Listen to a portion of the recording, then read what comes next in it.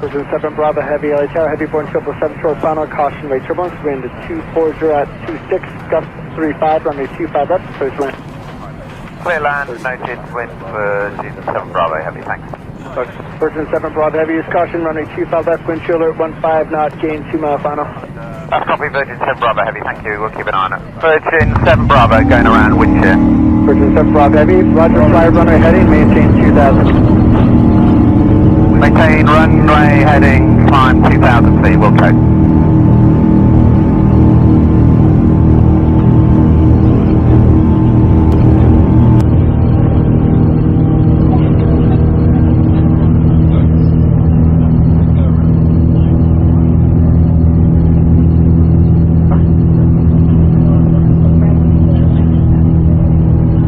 Virgin 7 Bravo Heavy, turn left heading 210.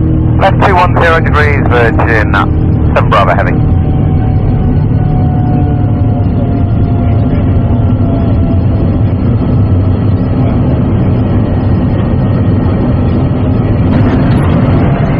Hello, ladies and gentlemen, it's Captain. Be aware that we've just had to carry out a go around due to a large cell that's producing quite a lot of downdrafts. We've had to actually go around due to the weather.